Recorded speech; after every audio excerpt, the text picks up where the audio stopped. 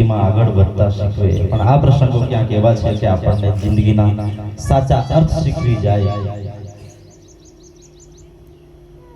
જિંદગીમાં બધા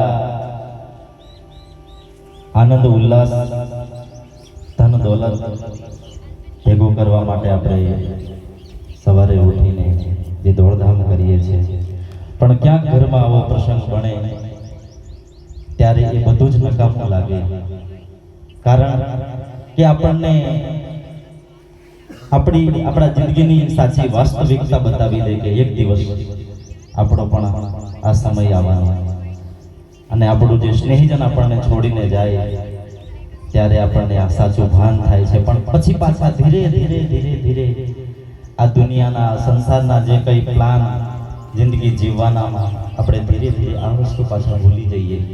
પણ જ્યારે ક્યાંક આપણું પોતાનું આપણને છોડીને જાય ત્યારે આપણને આવી બધી યાદો આવતી હોય કે જિંદગીનું સત્ય શું છે,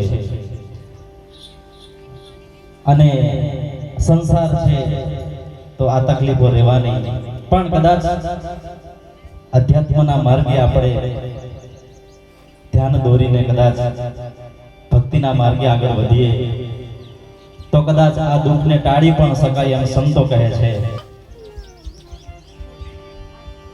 અમારો ટૂંક જ સમયનો રિશ્તો એવા અમારા રોહિતભાઈ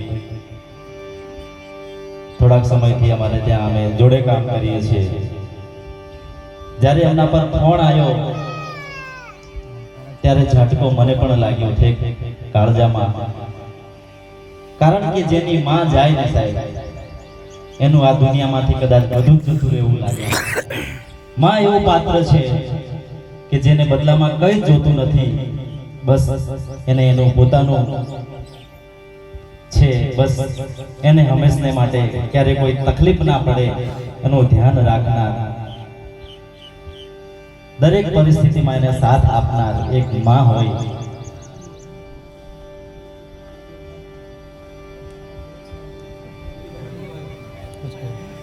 ત્યારે એ પાત્ર આપણી જિંદગીમાં નથી રહેતું ત્યારે આખી દુનિયા આપણને નકામી લાગે સાહેબ, અને એ દુઃખ બધા દુઃખો કરતા કંઈક અસહનીય હોય।